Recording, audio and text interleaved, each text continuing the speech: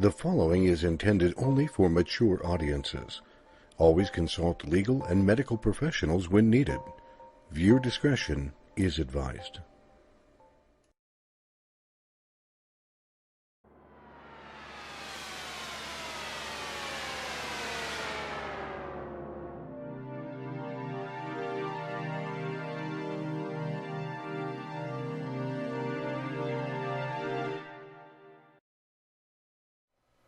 When it comes around time that people are talking, and you get a bunch of metaphysical people together, you always hear them talking about energy.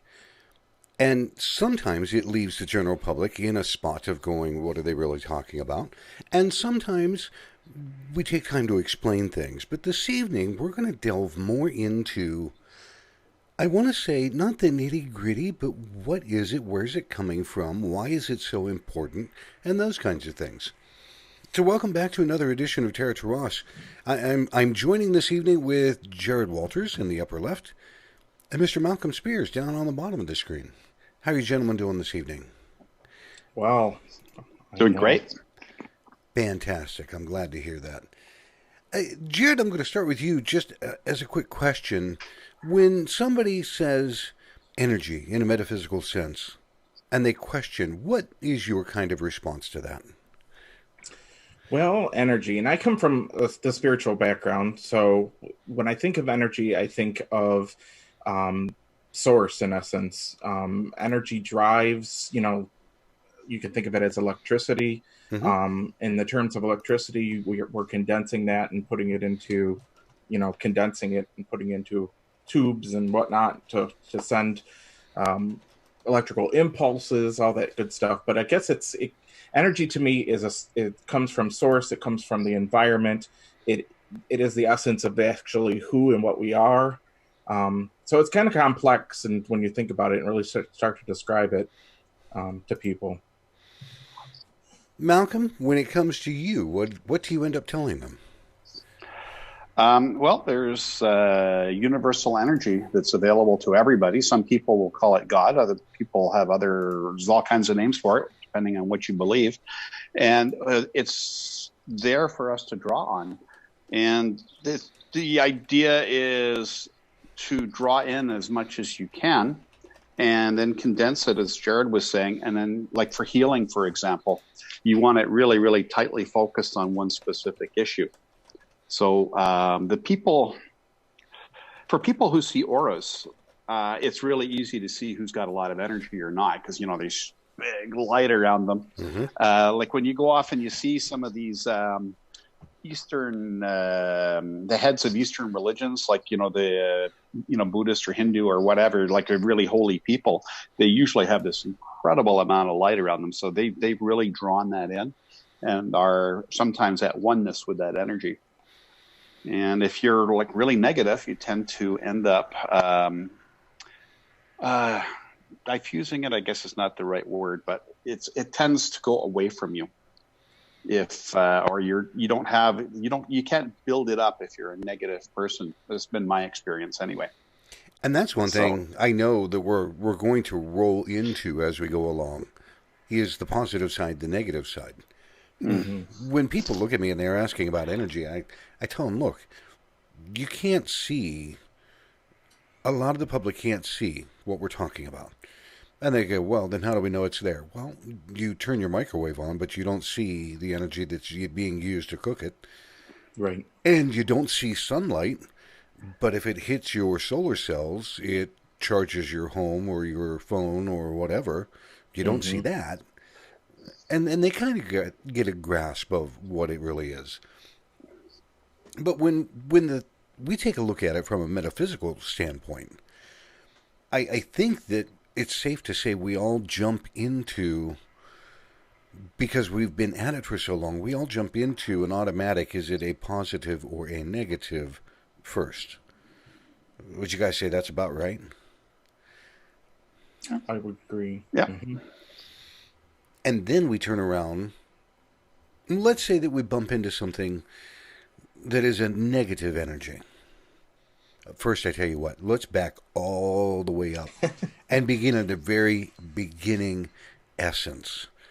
Where does energy like this come from? Well, energy is neither created nor destroyed, so it's there. Right. It is. So it was never created nor destroyed. It is the source of all. So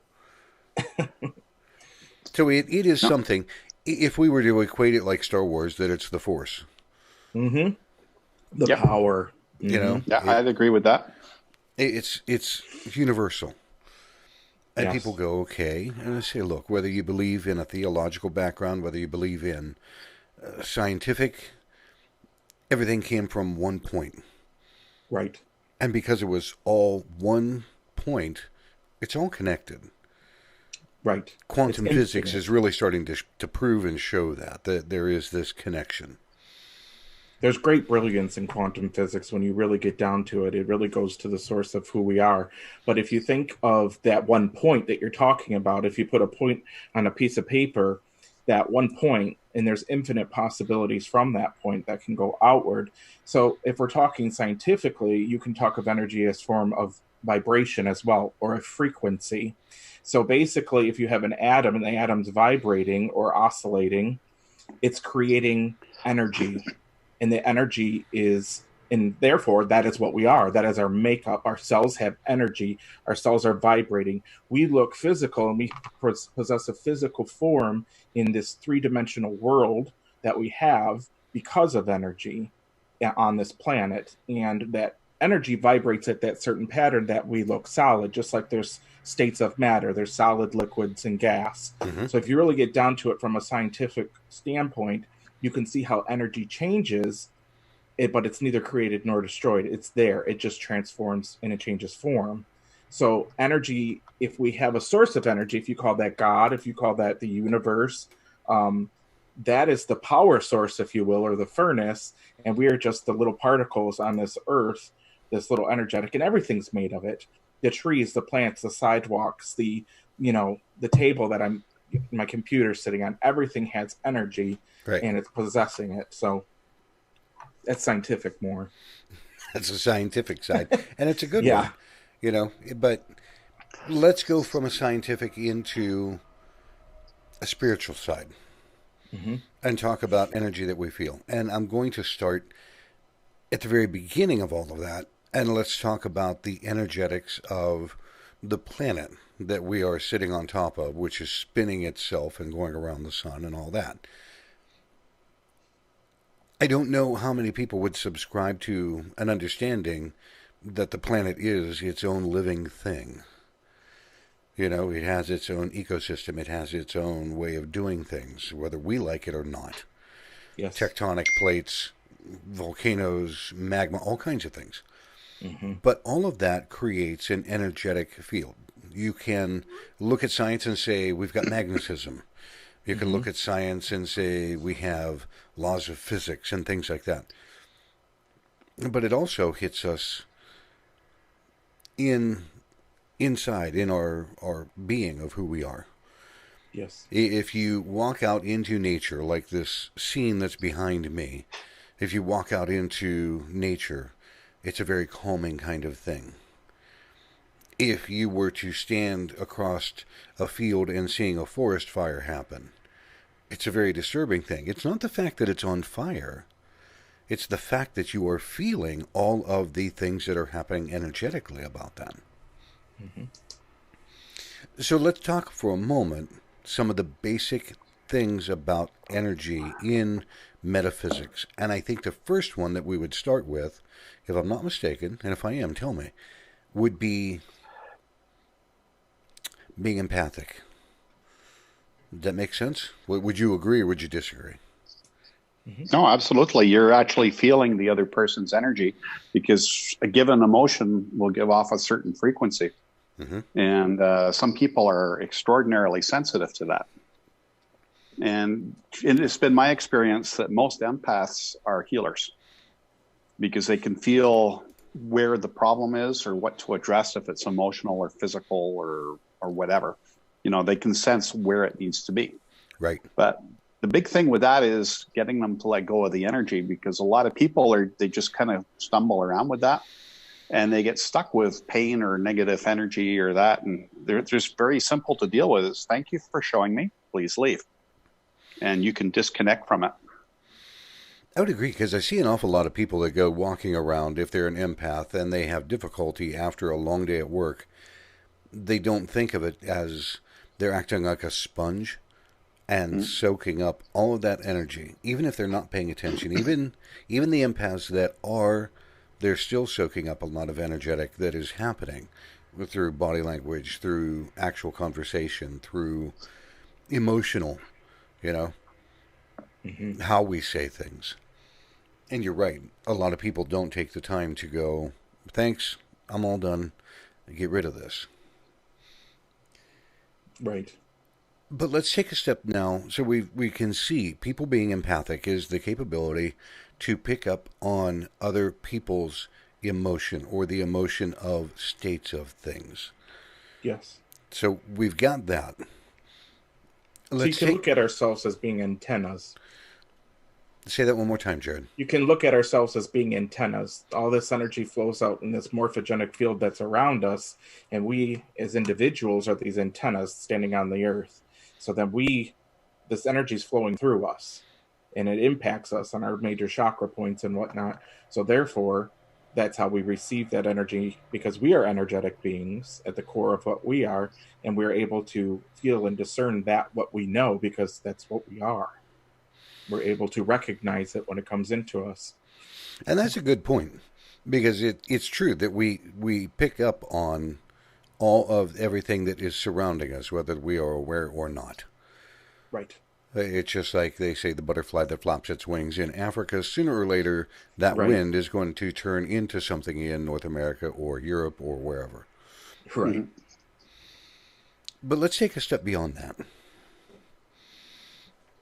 What would either of you say would be the next point of an energetic kind of thing past being an empath? Is that when you step into the clairs, clairaudient, clairsentient, clairvoyant? Clairvoyant, for sure. Or is there something in between? Go ahead, Malcolm. Well, the ability to see auras. Back when I used to go and get readings at a large psychic fair, we used to have this huge psychic fair. It was like 200 booths. So what I would do is I would walk through I'd do a walkthrough of the whole place, and I would just look at the reader's auras. And I would pick the 3 biggest or brightest ones that I saw. And, I'd mark it down so I would remember where they were. And I'd go back and then I'd look a little closer and see, okay, well, is this somebody I want to deal with or not? And there's a woman named Carolyn Mees. I think that's how it's pronounced. It's MYSS. Even surgeons send people to her because she can look into your aura and define just incredibly precisely all kinds of medical problems. It's, some people, it's like any gift. Some people can take it to very, very far. But you can tell about the mood of a person, what their predominant thoughts are, just by the color and the texture of the color. Because, you could have somebody with a yellow aura that's either like sunshine or it's like Dijon mustard. And anywhere in between. So you can look at that and have a pretty good idea of what the vibration of that person is about. Absolutely. I agree. There's a question from the chat room. Kim had asked, how do you disconnect from that kind of energy? I'm sorry, to disconnect? Yes. How do you disconnect from that energy? Well, if anybody who's empathic, take your little finger, put it in your belly button, stretch your thumb up kind of like that to where your ribs come together. Now, all that does is make the location. So that's basically your hand is now right over the top of your solar plexus. You just drop your hand flat, and that will cut off 90% of the incoming. Think of the solar plexus as like a huge radar dish for all manner of energy.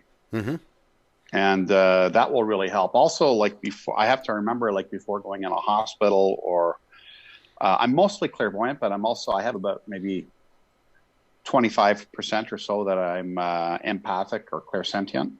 So you got to watch yourself going into places like hospitals and rehab centers and stuff like that. So you don't want to be picking up everybody's pain. So you mentally close yourself before you go in.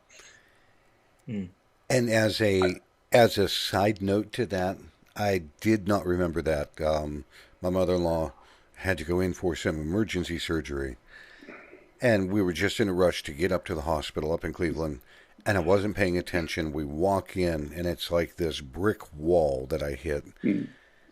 And at that point, it's almost too late, but I was still in a hurry to try to get to somewhere to get to the father-in-law.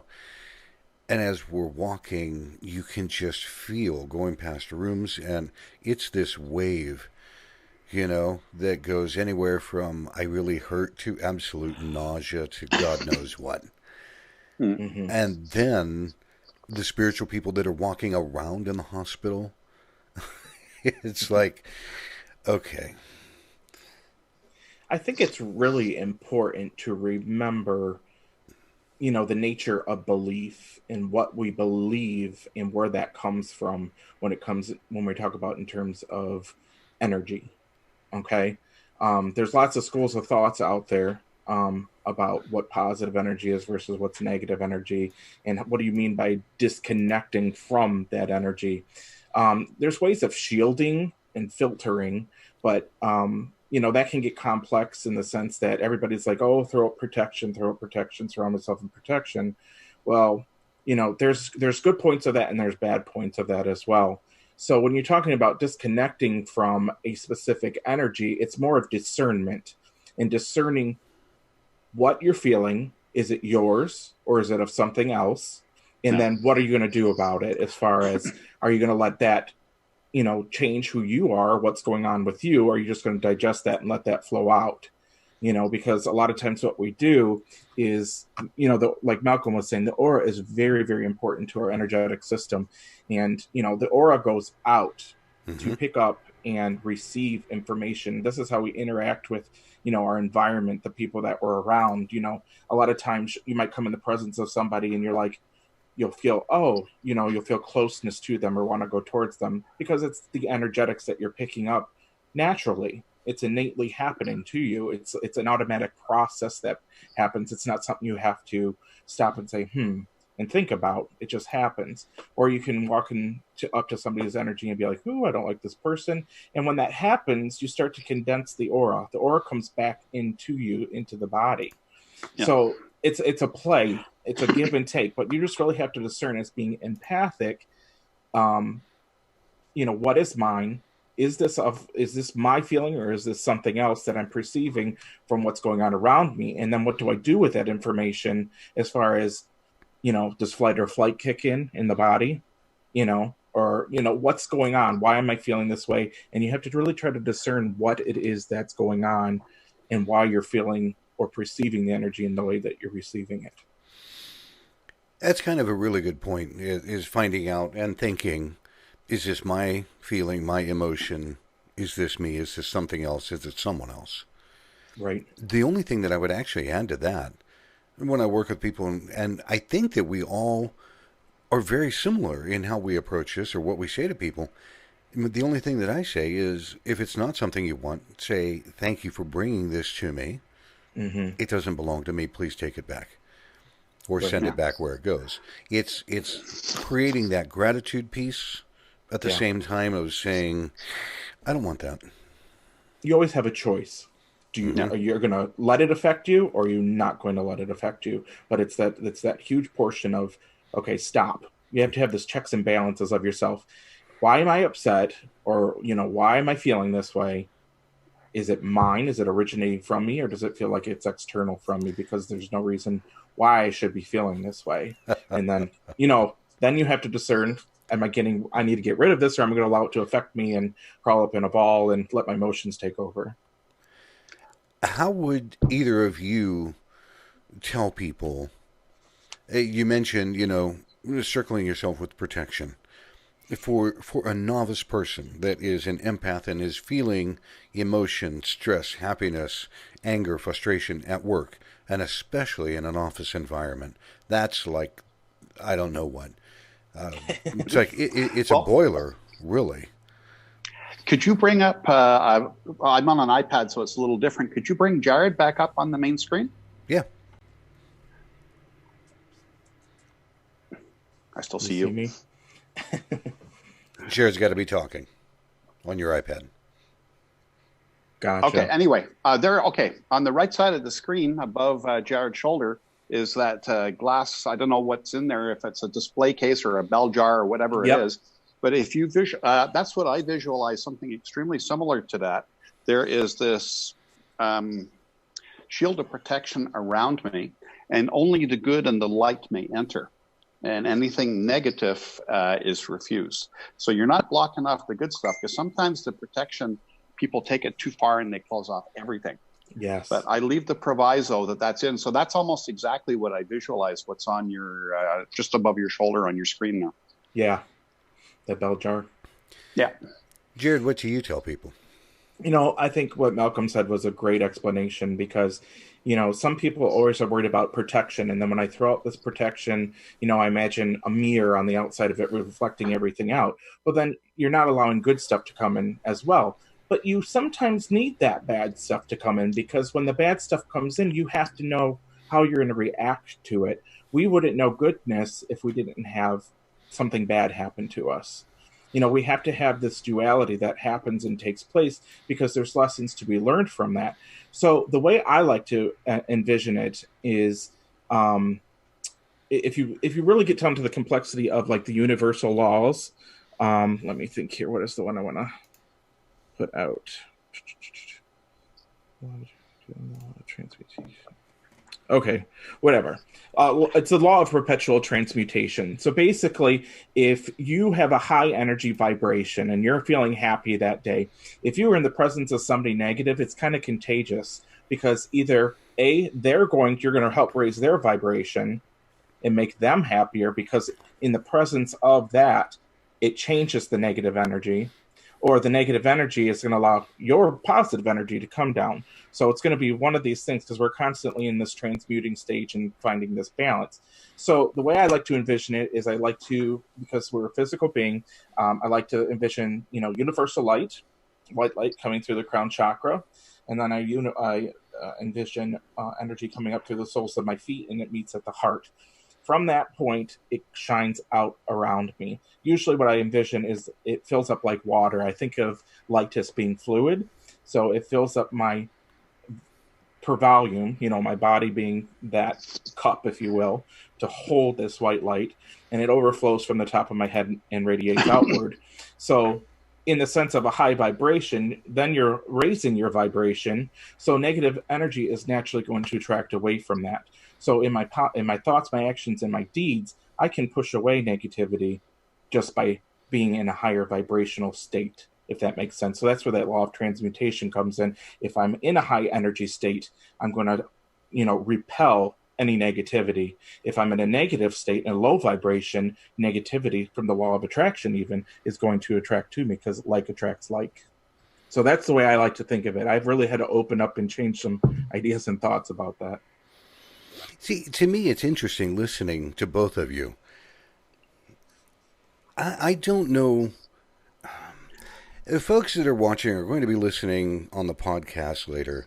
I hope that you can already see there are different viewpoints, different ways of doing things, as well as there are individuals on the planet. Nobody does the same thing the same way.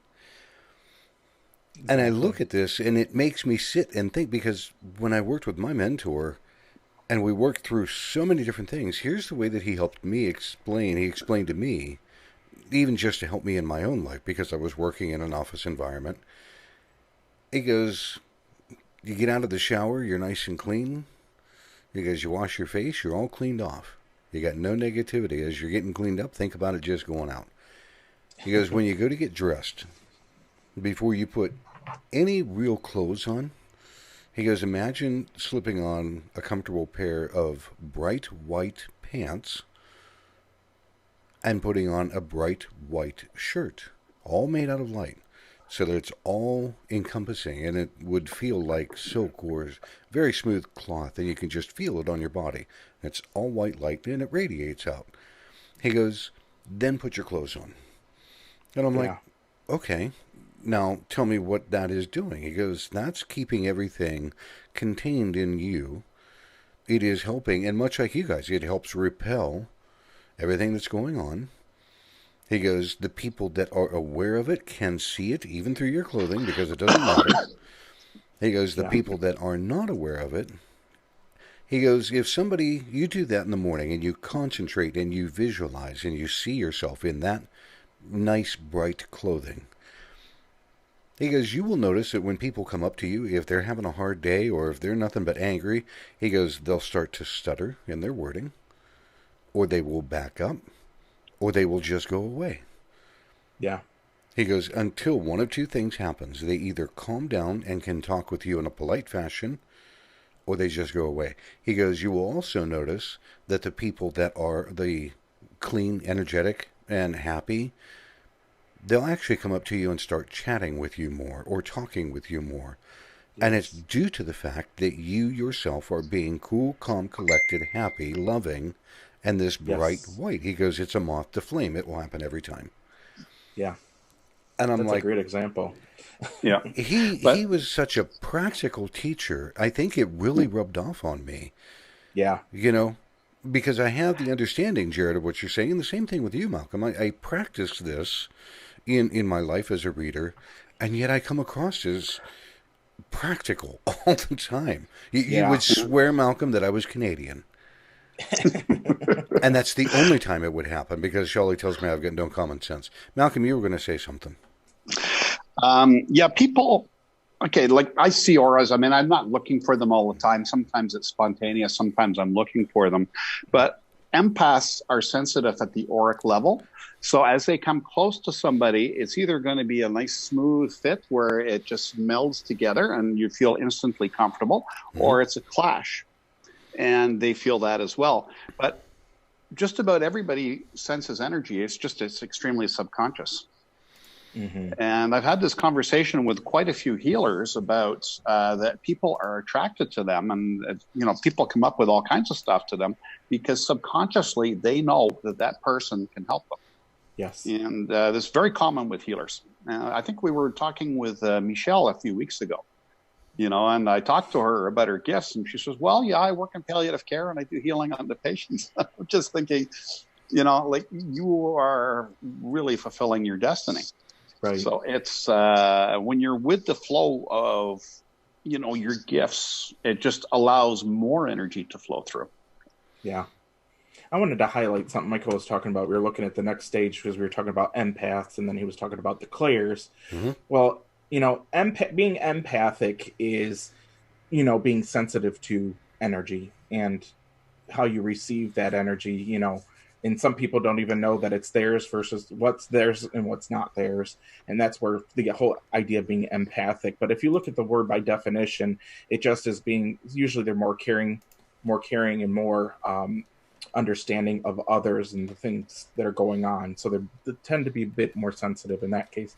But the clairs, when we talked about having an antenna and being an antenna, the clairs is basically the tune of the radio. You can change the station and where that information is coming through from, and that might be 98.6. That might be right here. That might be my third eye for clairvoyance, or it might be 98.2, which is right here for my throat chakra, which is clairaudience. So, that's where that comes into play, is just how you receive the information and how you, register that in your system as far as to identify and classify, the information you're receiving. See, now that's interesting too, because I hear these things, and I'm working and responding to people in chat rooms and things like that while we're all going along. Absolutely. That you classify the things that you are feeling and hearing. Yes. Now, when you're talking about that, is it, again, because this is our everyday life, we do this so often. Do you try to get people to classify it first into a positive and negative, and then to break it down from there? That's a good question, and that's a loaded question, and that could take many hours to answer. Let's talk about when we're talking about classifying. So if we look at universal laws again, we look at the universal law of relativity, which means, you know, if you think of it, because we're in the 3D world, we're in this physical world. And again, these are my ideas and my beliefs and things that I've learned. So if it resonates with you, go with it. If it doesn't, toss it to the side. But in this world, this relative world that we live in, we rely on evaluation. We look at relationships. We look at comparisons. Mm-hmm. We have to take in the data that we receive from the world around us, this three-dimensional world, and classify it and put a title to it. And that's where language comes into play. And language can be so limiting and compartmentalized. So sometimes you really just have to take this stuff and, get outside the box, because again, we live in this world of duality where there's darkness, there's light. If we didn't know if there was darkness, how would we know what the light is? And vice versa. So we have to have this comparison system of what's good and what's bad, what's right, what's wrong, and all these ideals like that. Man versus woman. There's these differences in duality. So when you look at that, we put a title to something. I don't like the way I feel when I'm in this environment. I think that's a negative aspect. When I walk into this room, oh, it feels so good. It's a positive aspect. Mm-hmm. But one thing I've learned in my shamanism, and I used to look at things as positive and negative. In Andean shamanism, we look at it as being negative energy being heavy and positive energy being light. Okay? When you look at it in those terms, it's not so fearful. Okay? When we say something's negative, or we look at it, that's the devil. Ooh, it gets, you get worried, you get scared, it makes you feel uncomfortable. But if I say heavy, it doesn't have that same effect on me. So when I look at energy when you walk into a room. If it is a negative energy, say somebody just got in a fight, or something traumatic happened in a space and you walk into it, you're not going to discern the energy as being negative or positive. It's going to feel a certain way. And usually when you're in a space of condensed negative energy, it feels heavy. Okay? And when we break it down in those terms... I've got a question right there. Does that... And again, because you said it, more of a demonic... Because everybody running around on the planet is going, oh, angels, and I felt this angelic presence, and they will say demonic. Yeah. By saying light versus heavy, has it dulled someone's senses, or does it lull them into a complacency, if I could put it that way? Well, we compartmentalize things, and we take our beliefs, and we don't allow our beliefs to change and grow as we adapt, then it becomes dangerous. Okay? So when we think of something and we say negative, you know what I mean? It's like, oh, your auric field naturally condenses inward and you close up. Everything closes because I don't want to be out there. I'm scared now. And we know that fear is false evidence appearing real. So it's like, okay, let's lighten up with this a little bit. When you talk in negative terms, negative things start to happen. When you talk about heavy things, you feel like you can do something about that. I feel heavy. I can do something about that. When you say negative, it's automatically you're like, ugh, and you become very fearful, and you allow that belief to set into you, and then you elicit an emotion or a reaction from that, or your belief is now set in. The person over there with the horns on his head is the devil. I'm scared of the devil. I become fearful now. And then therefore, anything that's related with that, I'm scared. Does that make sense? Yeah, it actually does. So in the sense of language, I know I'm talking a lot here. In the sense of language, if we put these terms on things, what does it really mean? Negative, heavy, demonic. Think of those terms. They all essentially mean they're the exact same thing.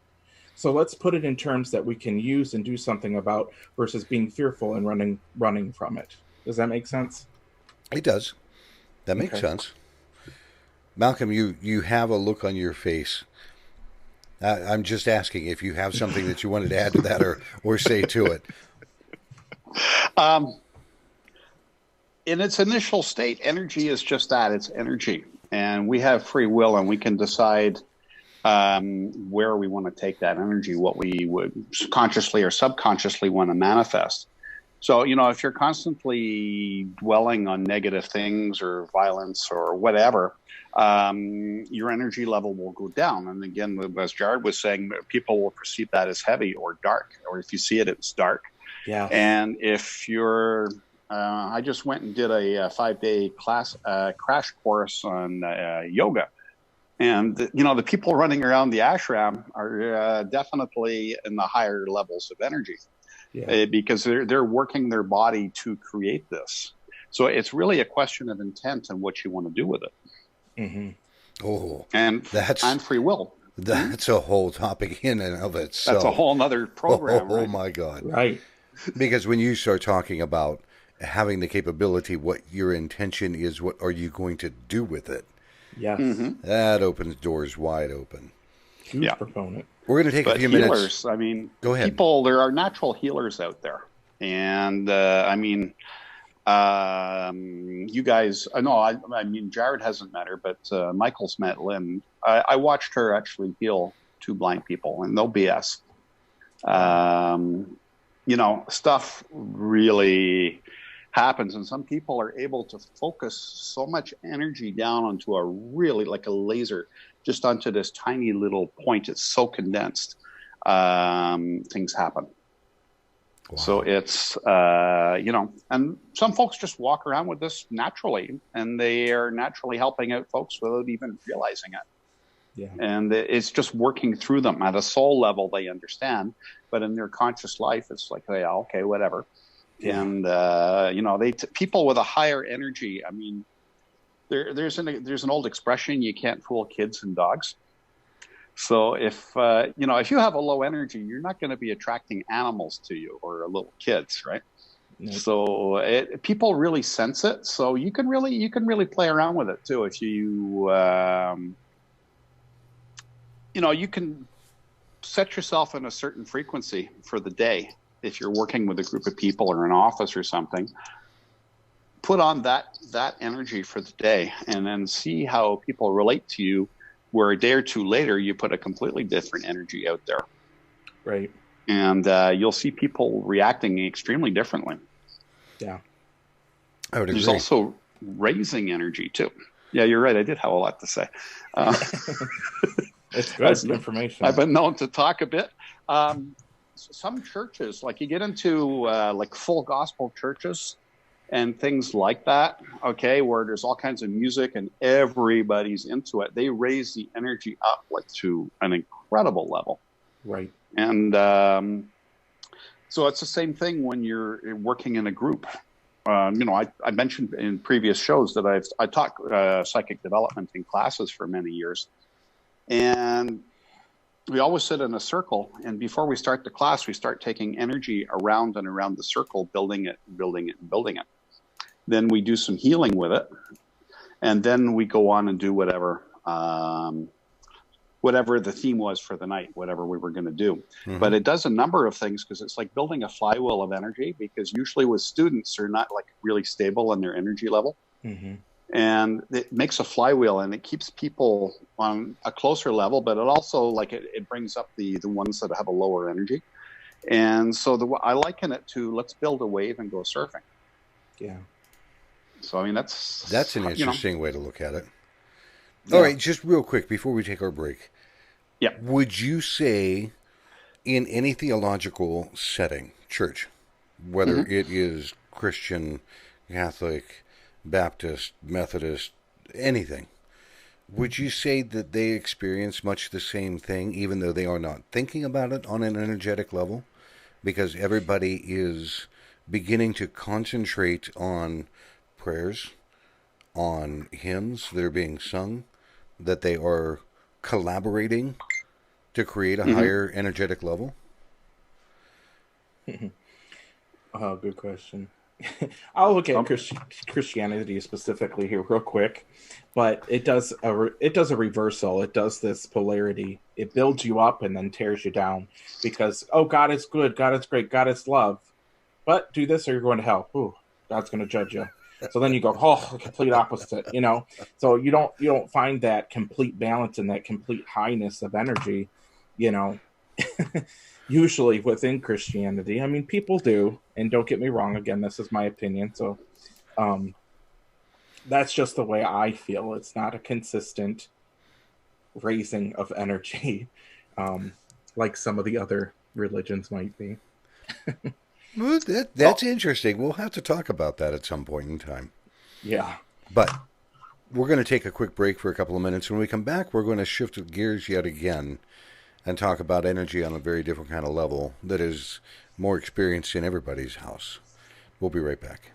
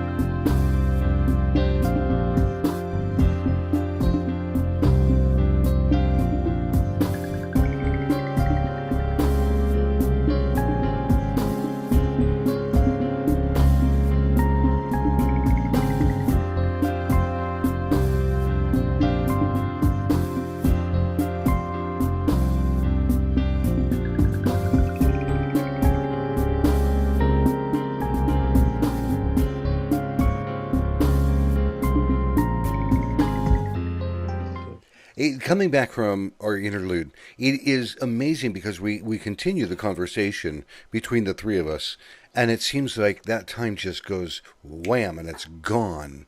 It makes me laugh. We were talking about theology and the differences and the nuances that people would see or understand about theology.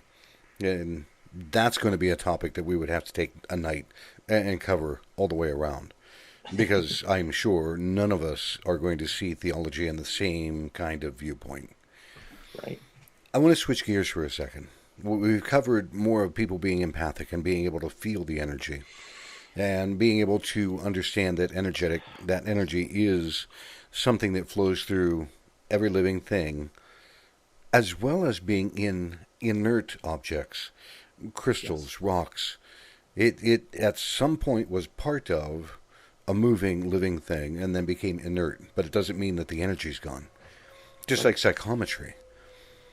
We Psychometry is that fact where someone will pick up an item and they can feel the energy. Sometimes they get images, pictures, they hear things from the energy that's in that object.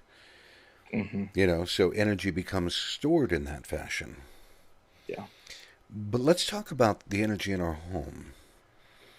And the first thing that I want to do is talk more about how we influence that energy in our home. Some people very much enjoy doing feng shui because it is an Eastern philosophy that keeps the energy flowing in a very polite fashion, you know. But let's talk about what we do in our home, what we say in our home, versus, whether it's a happy kind of thing, a loving kind of thing, or an argumentation. How do you guys begin to address that? Because we know, as readers, that stuff piles up over time. I'll let one of you guys go first. I'm going to sit here for a minute. I got a visual aid. Just give me 2 seconds. All right, so I'm going to put Jared on. All right. I like to, there's this idea of this feedback loop that's going on in the universe. And basically it is, what our actions are and the activity that we're doing and the results of that activity. So we have this whole thing going on and we're leaving this imprint behind. I like to think of us as slugs, if that's the best example. Because if you look at a slug and when it's trailing along, it leaves residue behind. That residue is nothing more than memory. So when you're in your home and, what you're putting out in your home, whether you're, are you watching violent movies on TV? Are you getting in arguments with your spouse? What are the actions that are taking place in the home? And this, just our presence being in that space, we leave sludge behind. We leave this memory trail. And everything within the environment is witness to what's going on. The cabinet that's sitting over there, that antique cabinet, it's seen a lot of stuff. It's been through a lot. It knows a lot. It has a wisdom to it because it retains it. It retains that information. There's an energetic imprint that's left behind. And people who are sensitive can walk into a space and can pick this energy up and tell you exactly what's been going on or give you some history behind, an object and where it came from. And, does it have good energy? Does it have bad energy? In the sense of, is it a heavy or light? Because I don't like to think of it in that sense. But that's a way of thinking about it, is what you're putting out is being retained, and it becomes stale and it becomes stagnant and builds up. A lot of times the way our personalities are when we are in our home should be our sacred space. But if you're going into your home and you're feeling negative all the time, you really need to evaluate what's going on in your space. And you might have to do something like a cleansing or whatnot. And a lot of times the outward reflection of your home is also reflected inward. So in my sense, my house is a mess right now. It's because my mind's cluttered and it's crazy. So I really need to get around and pick up, because that would really change the environment and the energy of my space. One thing that works for me is this is for white sage. And anybody into any kind of shamanic practice will know about this. And they've actually tested it scientifically. Burning white sage actually does clean the air. It kills off like a vast number of different toxins that could be airborne. But also with intention, like your house will basically reflect your energy at one level or another, and the history that you've been there over time. But if you go and you clear the house of negative energy and dedicate the house to the work of the light, you can really lift the vibration of a house. Absolutely. I would wholeheartedly agree. And for me, when I'm working with people, talking with people, doing something, I tell them, look, you're creating, if you are having a discussion with someone, be it whatever kind, whether it's a positive, negative, doesn't matter what, when you are having a discussion, you have, and it begins in you, the energy, It becomes an emotion. That emotion will turn around and become words, and then the emotion and the words tangle together to bring about the feeling of what you're trying to say. So when you think about that, it starts internally. It has all of this dynamic to get up to the point where it becomes vocalized, and then it's out in the world. Yeah. So if you are having a very loving discussion, it's going to bring a lot of lightness into your home. Mm-hmm. If you're discussing politics, okay, it brings this loggerheads into your home. If you're having an argument, it brings negativity into your home. And that all of that energy, positive, neutral, loggerheads, upset, anger, all of it gets soaked up in your home.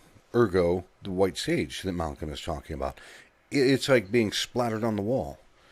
And it builds up, and it builds up until, like you guys say, when you walk in, you feel it. You could be having an absolutely awesome effing day, and you walk into a negative room, and wham. I don't care how your day went. Right. You just got altered by the existence of the energy in your home. Now, with that, and we're all looking at things just at a little different kind of viewpoint. Let's say that I'm having an argument with my wife, and I know that I'm going to lose. Happens all the time. Guaranteed. How would I negate that argument from either of you, your perspective? How would I negate the energetics of that argument now in my home? Malcolm? You have to back down from the energy that you put out there, let go of the anger, and come around into saying something peaceful. Because we can think a lot of things and it creates a certain energy within us. But when we verbalize it, we're putting literally a vibration out into the universe. So there's a phrase, that's your truth. It's not mine.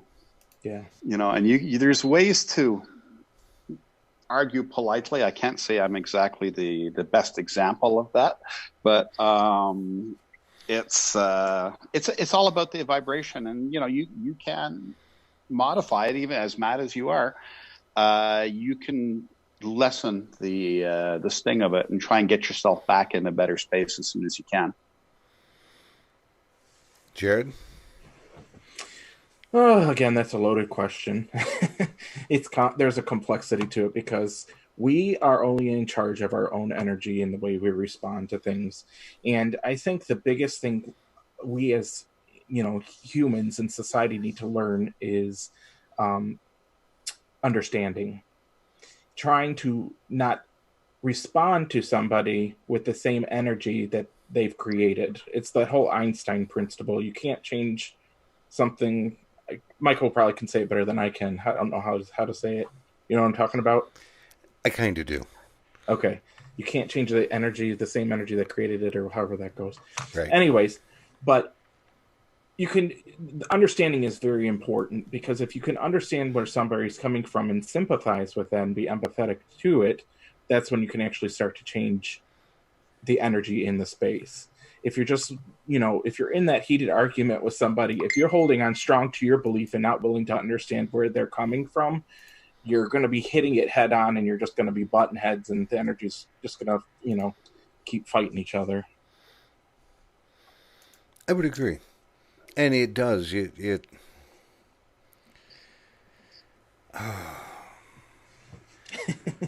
People, if they could think about it, and I know that we've used this kind of a reference before, when you say heavy and light, if you can equate that to white and black, not because of positive, negative, just white being the positive side, black being the heavy side.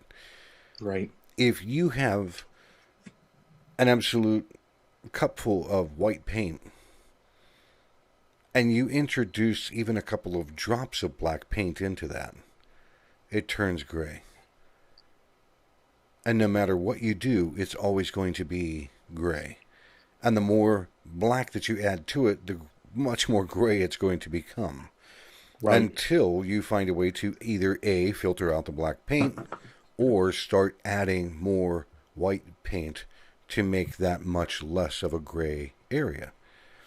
So people really need to pay attention what they're doing, even the energetics of their own home. Again, it lasts, it sticks around. It doesn't just, you have an argument and the energetics go, oh, they're done arguing, let's go have a beer, and it leaves. It doesn't do that.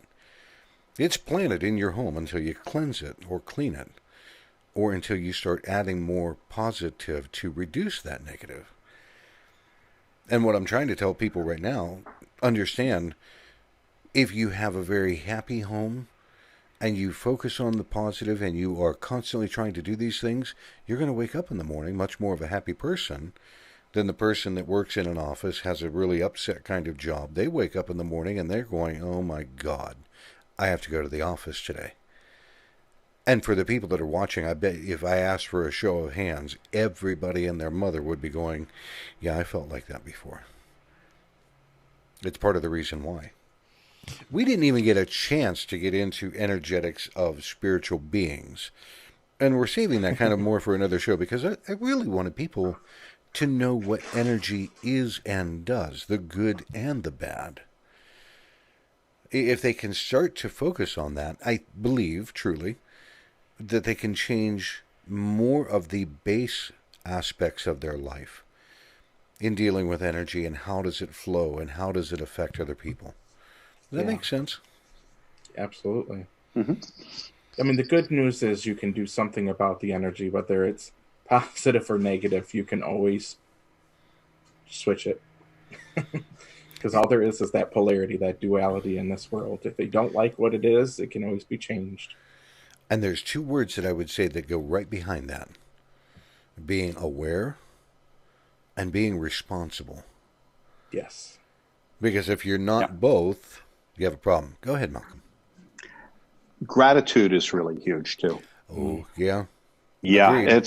That's something that creates more energy. Yes. And it really, it's huge, and it can transform a lot of things. It's, people talk about it, but the actual energetics of it is very powerful. So just saying thank you to spirit, to your friends, to your wife, to like whatever, it really, really changes the energy. That's huge.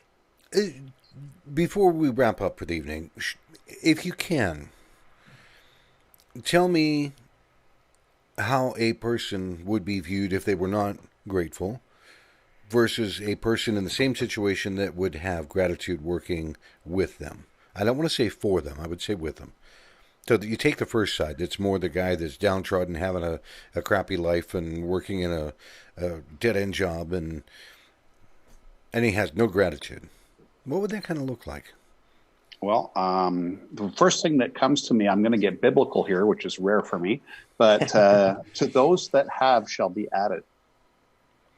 Okay, so if you're in a space where you have and you're thankful for whatever it is, it could be like, the smallest thing, and you're grateful and in gratitude, you attract all kinds of stuff to yourself just by being in gratitude, and your straits can very much more easily be improved.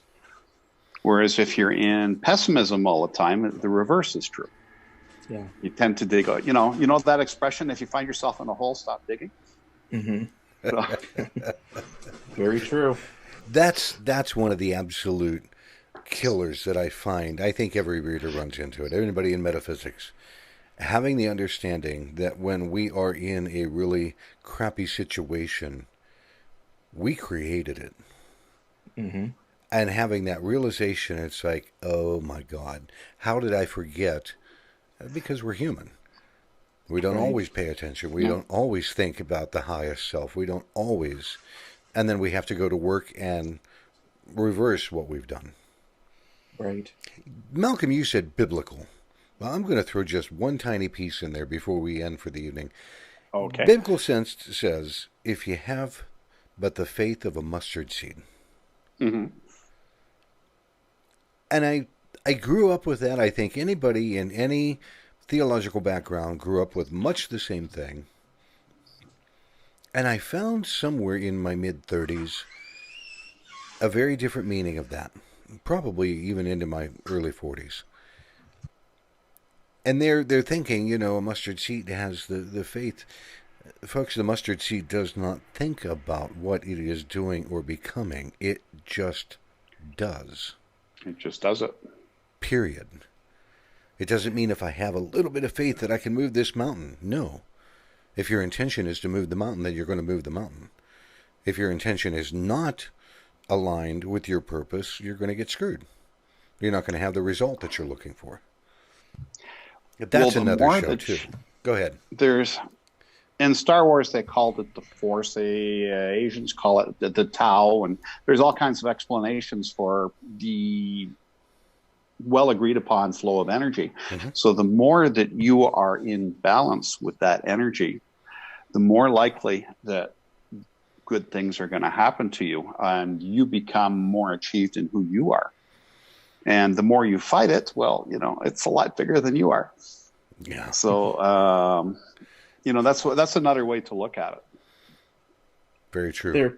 There are two major motivating factors in the universe. It's love and fear, and how you lead your life will determine the energy that's created in those aspects. If you lead with love, it's going to be a higher vibration. If you lead with fear, it's going to be a lower vibration. And you just have to find the balance, because without darkness, you don't know what light is. So it's all a learning lesson in how you approach everything and how you continue to keep rising or keep enlightening yourself to get higher and higher. Well, if we go back before the Bible, we go into the classics. You're talking about the path of the hero, and it's really about conquering our shadow sides and moving forward and growing into a more positive person, a more enlightened person, I guess is probably the best word for it. Yeah. And we all have these aspects of ourselves. I mean, you know, it's people get subconscious. They know you're a medium, and you know they start getting all like, "Oh, are you going to read my mind? Are you going to start looking at all my negative stuff?" Everybody's got their stuff. Yeah, and it's just our journey to get over our stuff and to be our authentic selves. Absolutely, I would agree. That's the root of it. Really well put. All right, gentlemen, believe it or not, our time is already gone. It feels like it's been less than a minute. It's crazy. I know. It happens all the time. For everybody that was able to join us this evening, both on Facebook, on YouTube, and on Twitter, thank you for taking an hour out of your time to spend with us while we have a discussion about energy. I really appreciate it. If you want to check out more of the shows that we have done previously, you can do so either on our webpage at www.terraturas.com.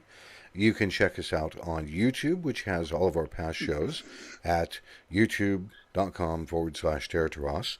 You can check out our shows on audio format as well, because we're on almost every major podcasting system. Just look for Terra Turas and you'll be able to see our shows there. So until next week, because it is the night before, I hope that everybody has, here in America, a happy Thanksgiving. And again, we're going to catch up with you again next week, December 4th, with another edition of Terra Turas. Until then, have a great holiday and have a great weekend. Good night. Think about gratitude on Thanksgiving.